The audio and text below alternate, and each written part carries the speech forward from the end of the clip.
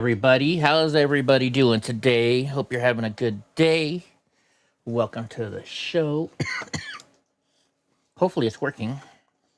We're gonna play the deposition, the full-on deposition of Hillary Rodham Clinton. Let me check something out real quick on Rumble. Oops, that's not what I wanted. There we go. Let's see what it looks like up there. Perfect. It's working. All right, let's get started. I'm not going to be doing much today. It's going to be an easy day for me. Just going to be showing you this clip. It's like 4.5 hours long. Wow.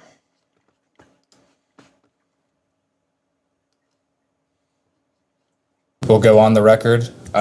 Witnesses Counsel has something she would like to state before we get started today. Well, first of all, good morning and thank you.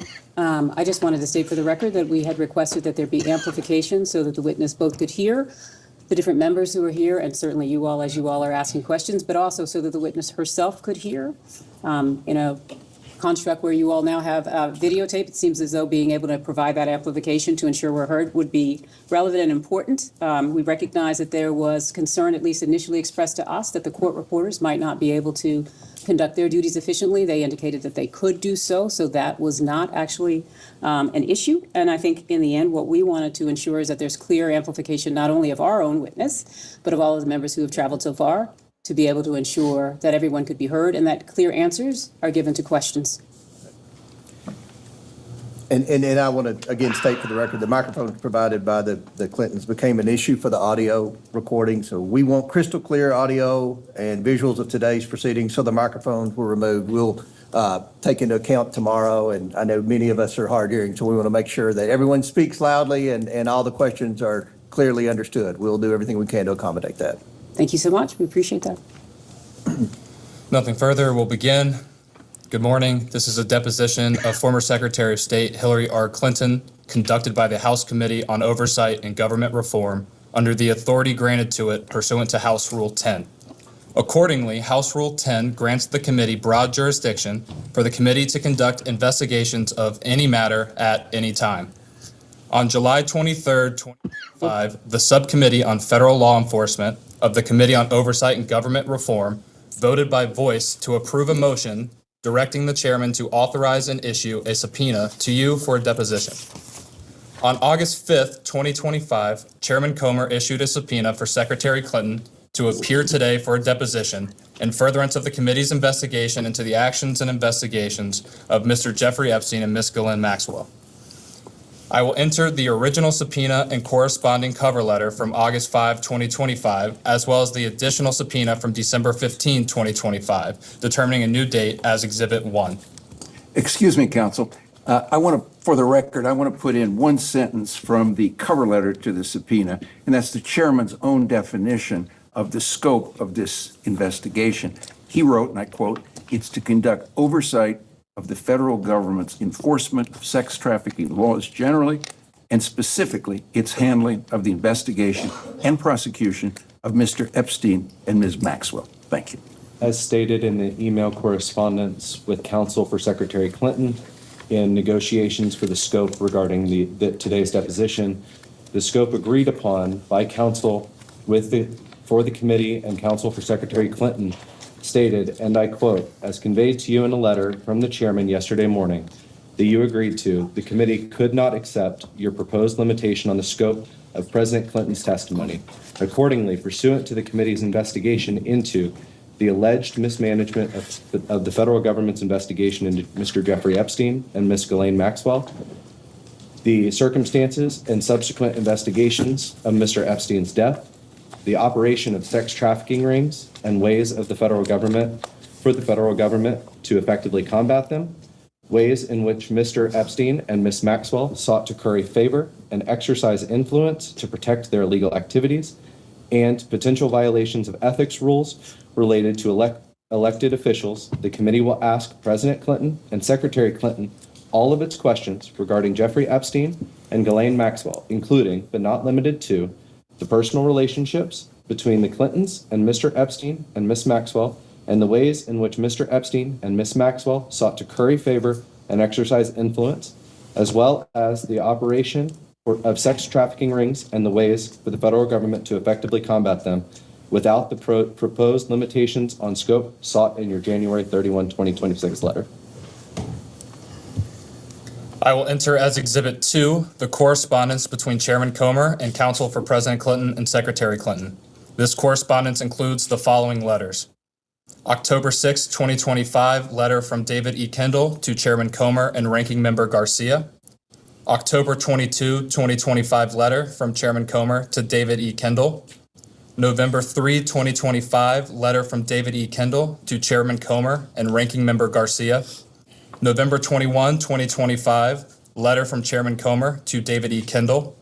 December 10, 2025, letter from David E. Kendall to Chairman Comer and Ranking Member Garcia. December 15, 2025, letter from Chairman Comer to David E. Kendall. January 3, 2026, letter from David E. Kendall to Chairman Comer and Ranking Member Garcia. January 8, 2026, letter from Chairman Comer to David E. Kendall. January 12, 2026, letter from Ashley Callan and David E. Kendall to Chairman Comer. January 13, 2026, letter from President William J. Clinton and Secretary Hillary R. Clinton to Chairman Comer, encompassing attached declarations under the penalty of perjury of both President Clinton and Secretary Clinton. January 20, 2026, letter from Ashley Callan and David E. Kendall to Chairman Comer. January 31, 2026, letter from Ashley Callan and Catherine M. Turner to Chairman Comer. And February 2, 2026, letter from Chairman Comer to Ashley Callan and Catherine M. Turner. The committee originally noticed the deposition on December 12, 2025 for Secretary Clinton to appear before the committee on December 18, 2025. I will mark that notice as Exhibit 3. I will mark as Exhibit 4 the postponed notice date December 16, 2025 for a deposition of Secretary Clinton to occur on January 14, 2026. Secretary Clinton did not appear for her deposition on January 14, 2026. I will enter as Exhibit 5 the transcript for the deposition for which Secretary Clinton failed to appear. The committee noticed a committee business meeting on January 14, 2026 to consider the contempt report for Secretary Hillary R. Clinton to be held on January 21, 2026. I will mark that notice as Exhibit 6. I will mark as Exhibit 7 the contempt report for Secretary Hillary R. Clinton voted favorably out of the Committee on Oversight and Government Reform. I will mark as Exhibit 8 the final roll call vote sheet on favorably reporting the contempt report of Secretary Hillary R. Clinton out of the Committee on Oversight and Government Reform. The committee noticed today's deposition on February 19, 2026. I will enter the notice for this deposition as Exhibit 9. I will enter as Exhibit 10 an email thread between Committee on Oversight and Government Reform staff and counsel for President Clinton and Secretary Clinton. The email thread confirms the date, time, and location, among other terms, of today's deposition. Additionally, this email thread clearly states the agreed upon terms, including but not limited to video recording, no predetermined time limit, and scope. Can the witness please state her name for the record? Hillary Rodham Clinton. Thank you. My name is Billy Grant. I am the Deputy Chief Counsel for Investigations for Chairman James Comer. Under the Committee on Oversight and Government Reform's rules, you are allowed to have counsel present to advise you during this deposition. Do you have counsel representing you in a personal capacity present with you today? I do. Will all counsel please identify themselves for the record? David Kendall, Williams & Connolly, LLP. Catherine Turner, Williams & Connolly, LLP. Cheryl Mills, Counsel to the Secretary. Thank you. For the record, starting with the majority staff, can the additional staff members please introduce themselves with their name, title, and affiliation? Jack Emmer, Chief Counsel for Investigations for Chairman Comer. Peter Spector, Deputy Director of Oversight for Chairman Comer. Daniel Ashworth, General Counsel for Chairman Comer. Ryan Giacchetti, Chief Counsel for Chairman Comer. Will Harness, Professional Staff Member for Chairman Comer. Emily Feierabend, Counsel for Chairman Comer. Melvin Soto, the Digital Director for Chairman Comer. Allison Tolan, Counsel, Chairman Comer. Hannah professional staff. A whole lot of people there, isn't there? Professional staff member. Chairman Comer. Thank you. Could you have used a microphone?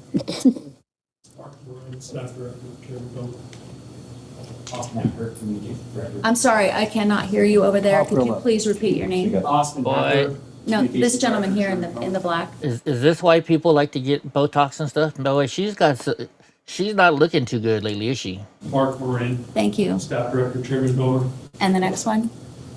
Jasmine Collins, Communications Director for the Majority Staff. Mallory Kovar, Chief Clerk and Director of Operations, Chairman Comer. Ashley Vineyard, Deputy Staff Director for Chairman Comer. Would the majority members please announce themselves for the record? Congresswoman Nancy Mace, South Carolina. Congressman Eric Burleson, Southwest Missouri. Michael Cloud, 27th District of Texas. Lauren Bobert, Colorado Sports District. Rep. Ana Paulina Luna, Florida 13. William Timmons, South Carolina 4th Congressional District. Rep. John McGuire, Virginia 5th District. Will the minority staff please identify themselves for the record? The minority staff Would doesn't the want their minority names. members please announce themselves for the record? I wonder why. Ranking Member Robert Garcia. Representative Suhas Subramanian, Virginia. Representative James Walkinshaw, Virginia 11. Representative Yasaman Ansari, Arizona's 3rd District. And I'm James Comer, Chairman of the committee from Kentucky. Thank you all.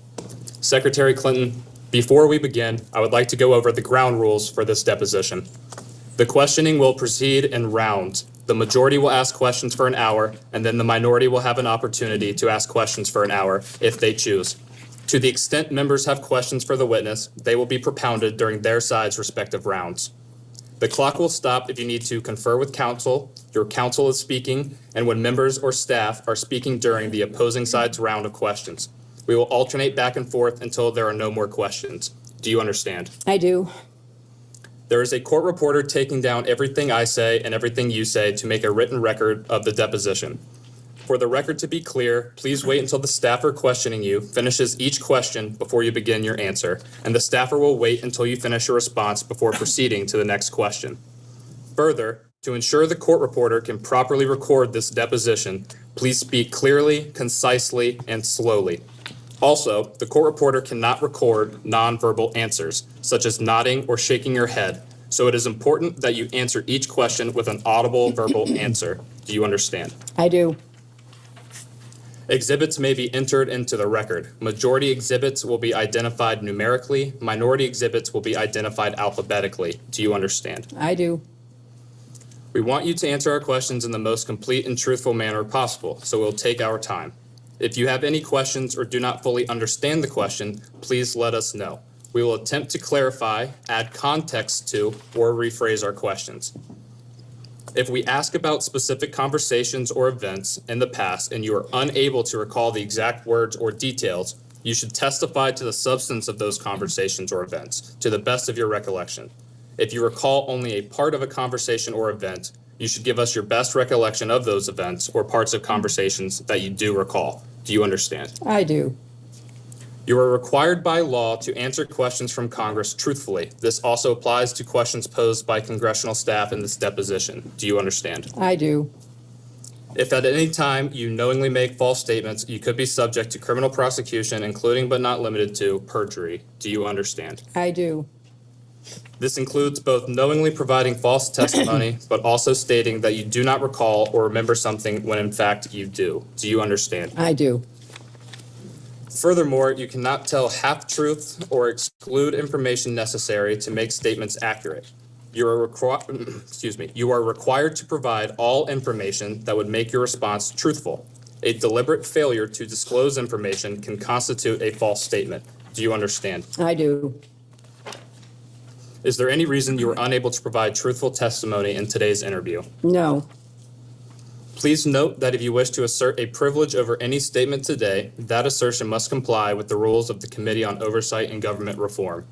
Pursuant to that, Committee Rule 16C1 states, for the chair to consider assertions of privilege over testimony or statements, witnesses or entities must clearly state the specific privilege being asserted and the reason for the assertion on or before the scheduled date of testimony or appearance.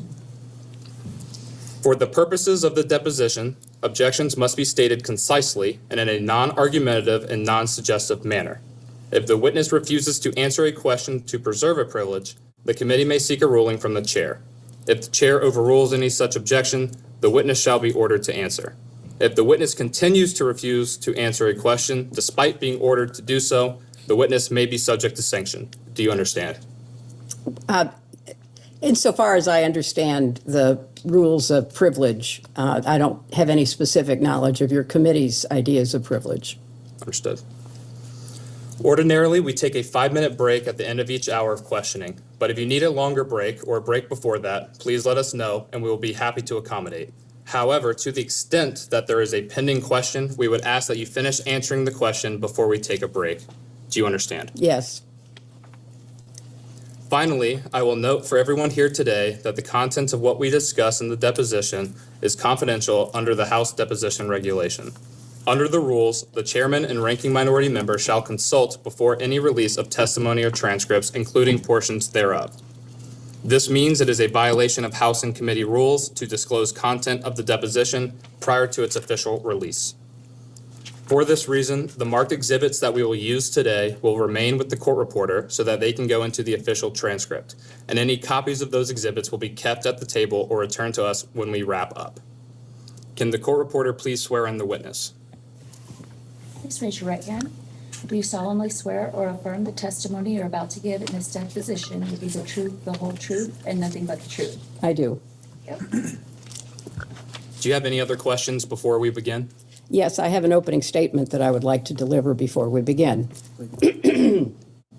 Mr. Chairman, ranking member, members of the committee, as a former United States Senator, I have respect for legislative oversight, and I expect its exercise, as do the American people, to be principled and fearless in pursuit of truth and accountability.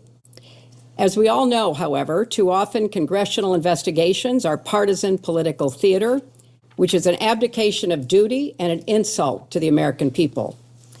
This committee justified its subpoena to me based on its assumption that I have information regarding the investigations into the criminal activities of Jeffrey Epstein and Ghislaine Maxwell.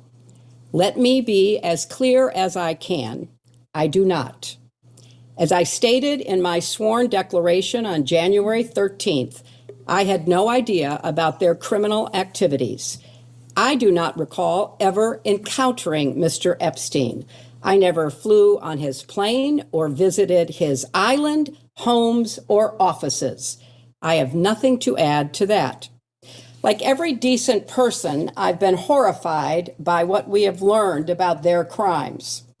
It's unfathomable that Mr. Epstein initially got a slap on the wrist in 2008, which allowed him to continue his predatory practices for another decade.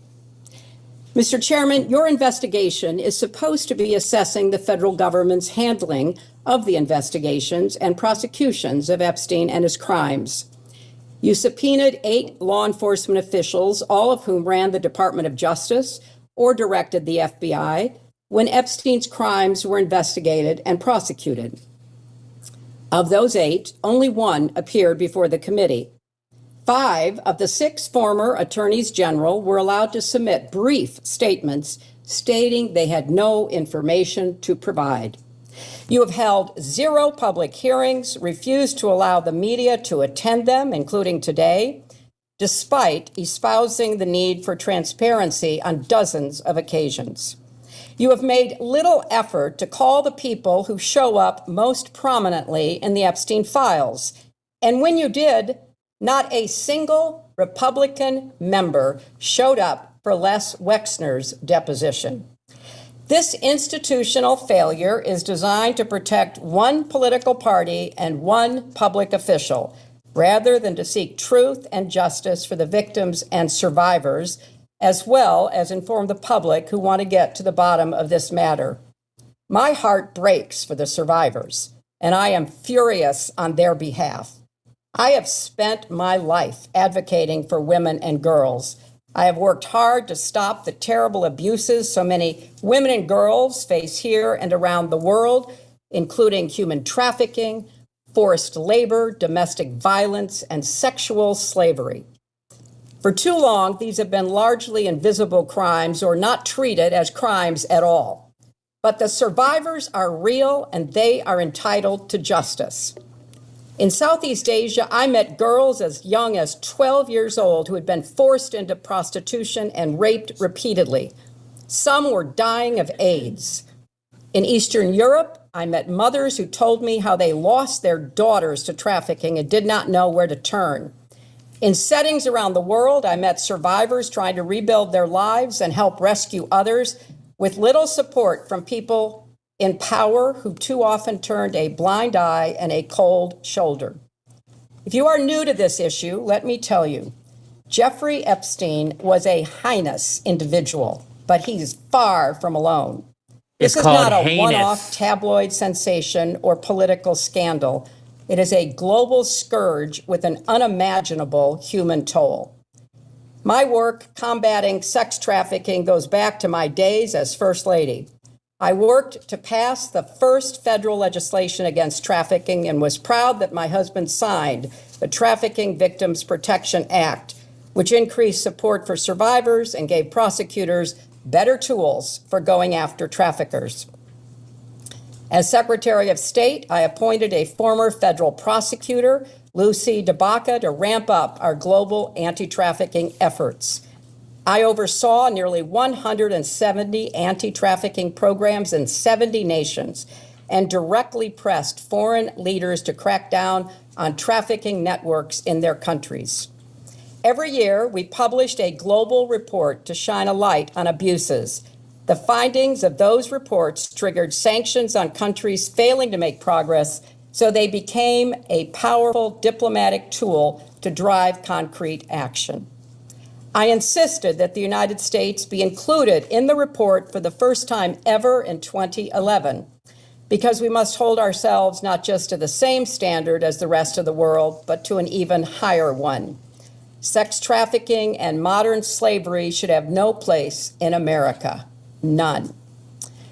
Infuriatingly, the Trump administration gutted the Trafficking in Persons Office at the State Department, cutting more than 70% of the career civil and foreign service experts who worked so hard to prevent trafficking crimes.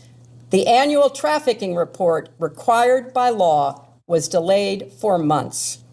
The message from the Trump administration to the American people and the world could not be clearer. Combating human trafficking is no longer an American priority under the Trump White House. That's a tragedy, it's a scandal, and it deserves vigorous investigation and oversight.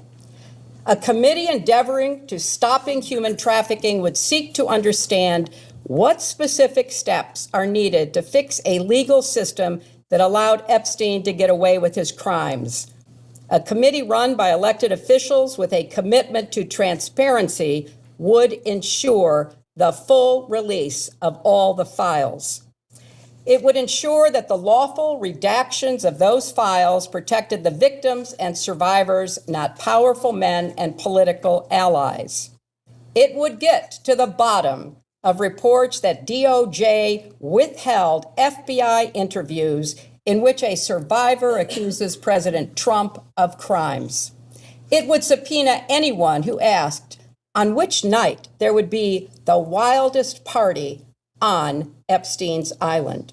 It would demand testimony from prosecutors from Florida, New York, and the Department of Justice about why they gave Epstein a sweetheart deal and chose not to pursue others who may have been implicated in his crimes.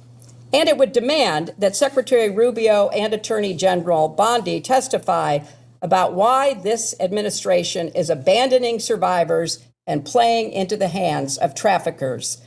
It would seek out advocates and law enforcement officials on the front lines of the fight against human trafficking and ask them what support they need. And it would put forth legislation to provide more resources and force this administration to act.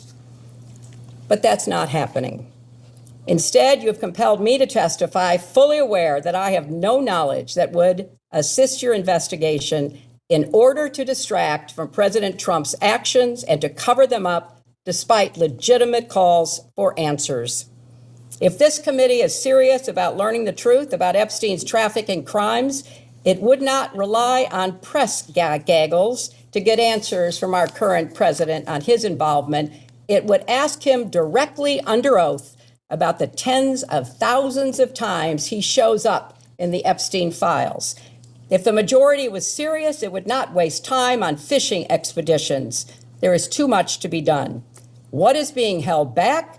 Who is being protected? And why the cover-up? So my challenge to you, Mr. Chairman, and members of this committee is the same challenge I put to myself throughout my long service to this nation. How to be worthy of the trust of the American people that they have given to you. They expect statesmanship, not gamesmanship, leading, not grandstanding. And they expect you to use your power to get to the truth and to do more to help survivors of Epstein's crimes, as well as the millions more who are victims of sex trafficking in this country and around the world. Thank you, Mr. Chairman. And I would also like to request that the video of this deposition be made available within 24 hours, as it has been for other witnesses. Thank you, Madam Secretary. The time reads 11:34 a.m. The majority's time will begin now. Madam Secretary, in the interest of efficiency here today, I'm going to ask you one question followed by a list of names. The question can be answered yes or no. If you do indicate yes to any individual, I will come back and revisit that at the end. The question is, have you ever communicated with any of the following people relating to Jeffrey Epstein or Ghislaine Maxwell? Richard Kahn. No. Darren N. Dyke. No. Sarah Kellen. No. Doug Band. Not that I recall. Lawrence Summers. No. Huma Abedin. Have I ever talked to her about this in preparation for this hearing? I have. Outside of that? Not that I recall.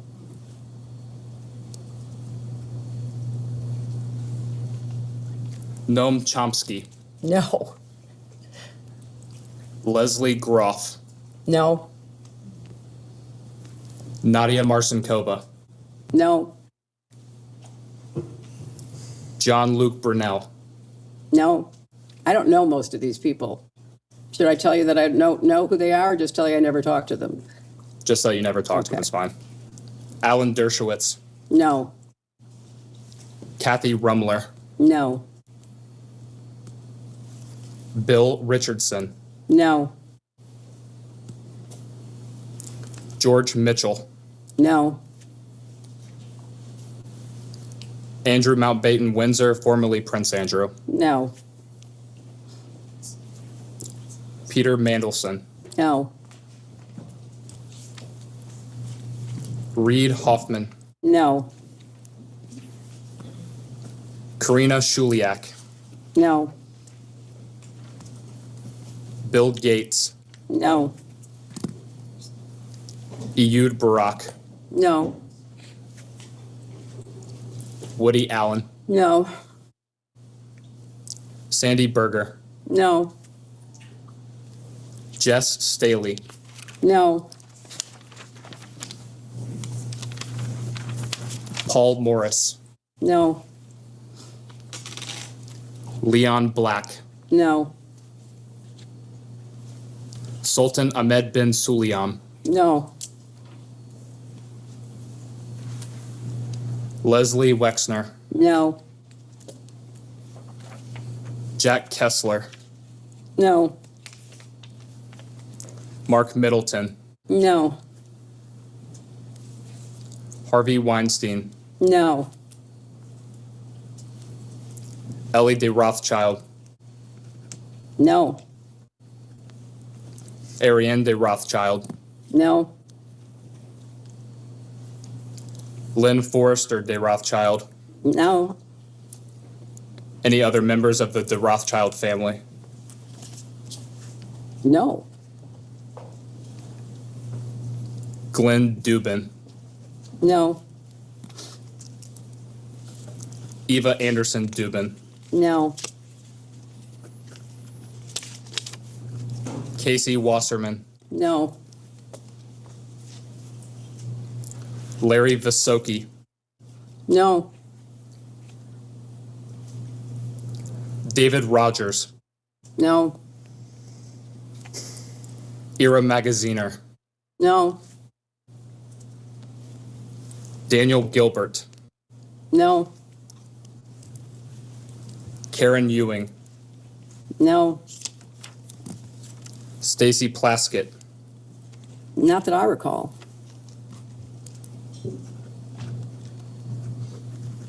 Howard Lutnick, No, not that I recall. Steve Bannon, I don't know if I've ever met him. You all have to introduce me. I take that as a no. Just to be absolutely clear, you've asked if I've ever communicated about Jeffrey Epstein, a man I never met, with any of these people, most of whom I've never heard of and certainly not met. That's the premise of your question. Mr. Epstein or Mrs. Maxwell. You did not say that. I did say that in the beginning. I will repeat the question. No, that's okay, but I didn't talk about her with any of these people either. Understood. I barely knew her. David Gergen, No. Elon Musk, No. Abigail Johnson, No. Jeff Bezos, No. Larry Page, No. Sergey Brin, No. Louis Freya, No.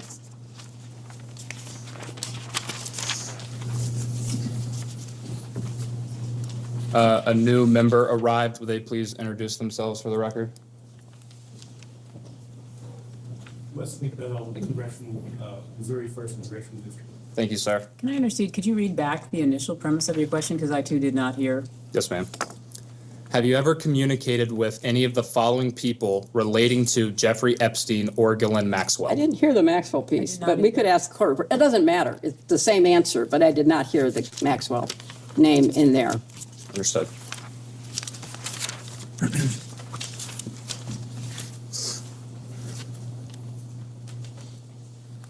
So was the last name you said Larry Page? It was Sergey Brin.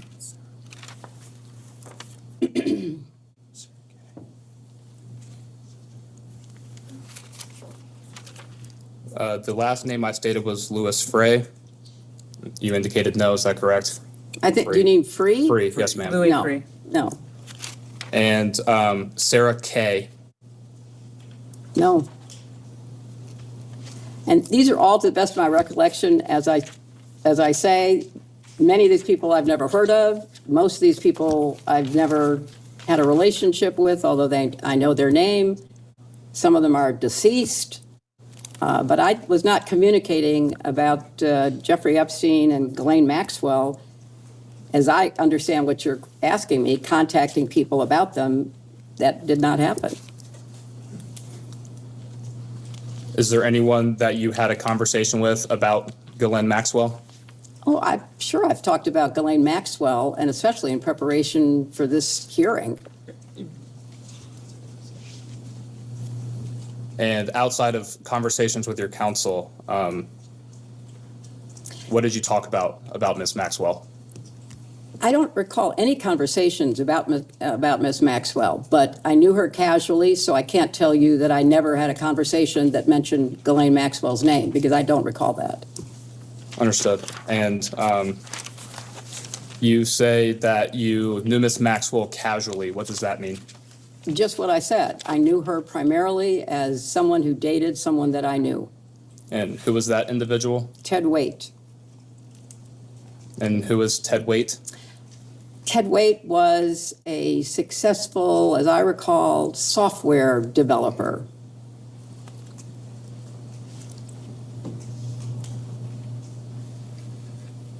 And roughly, when would the first time Ms. Maxwell would have come up in relation to Mr. Waite? I don't recall, but, perhaps sometime around 2010, because he was invited to my daughter's wedding and she was his guest.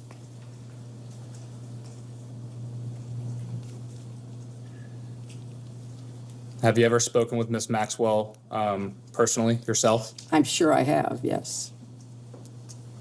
Could you estimate on how many occasions? Not many. I didn't see her very often.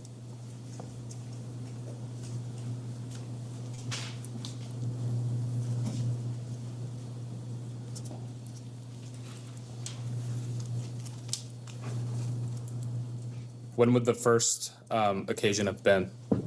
I have no recollection.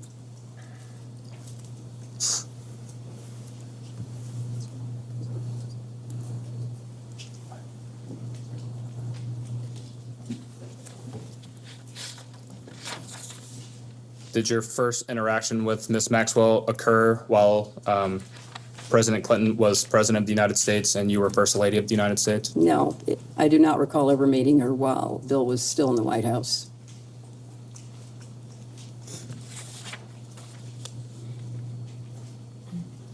Did Mr. Waite ever inform you what Ms. Maxwell did for a living? Not that I recall.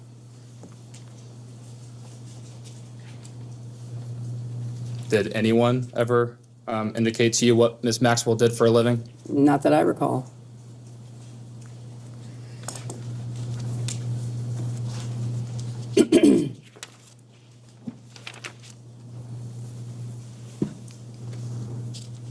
When would the last time have been that you either communicated with Ms. Maxwell, even if not directly yourself, but been around Ms. Maxwell?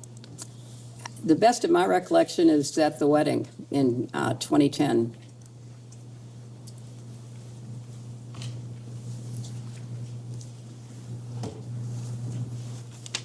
Would you consider Ms. Maxwell a friend? No. Would you consider her a friend of President Clinton? He'll have to answer that.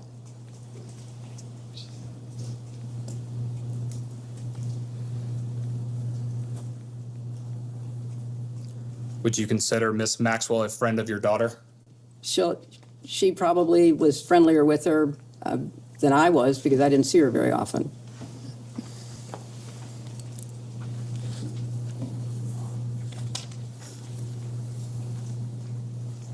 How often would your daughter have seen Ms. Maxwell? I have no idea.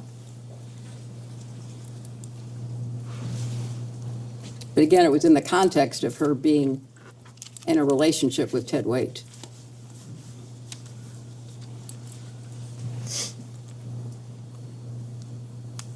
Anyone else in your family have a relationship of some kind with Ms. Maxwell? Well, that's my family. You asked about Bill and Chelsea.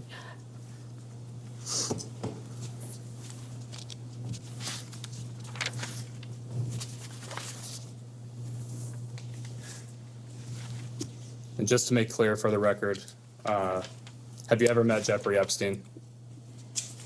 I do not recall ever meeting Jeffrey Epstein. In preparation for this hearing, I was told that he attended an event at the White House that was put on by the White House Historical Association. But I have no recollection of that.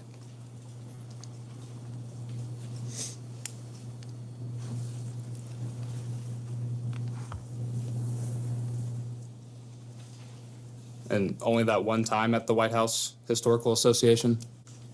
That's the only time that I'm aware of that I might have possibly been in the same room with him. Did you have an initial impression of Mr. Epstein? I have no recollection of Mr. Epstein. I'm just told that he was in a room at a dinner that we were hosting for the White House Historical Association. What was your understanding of what Mr. Epstein did for work? I knew nothing about him. He was there as an invited guest by the White House Historical Association. That's my best recollection. And no one else informed you of what Mr. Epstein did for work? No, but we had hundreds and thousands of people who came to the White House. I was not informed of what people did or didn't do for work, especially someone that I never even had a conversation with. Do you know who invited Mr. Epstein to the White House? I can only tell you what I know, which is that he apparently was a guest invited by the White House Historical Association to attend a dinner to thank people who gave money to the White House Historical Association for the upkeep and maintenance of the White House. That's what I was informed of in preparation for coming here. Yes, ma'am. And understanding we focused the last few questions on your time in the White House with President Clinton. After that time period of President Clinton's administration, did anyone ever tell you what Mr. Epstein did for a living? I don't recall ever talking about Mr. Epstein. He was not on my radar. He was not somebody that I had any connection to.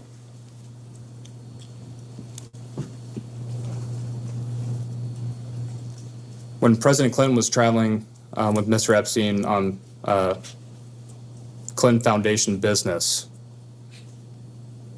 no one associated with the foundation at that time discussed Mr. Epstein with you?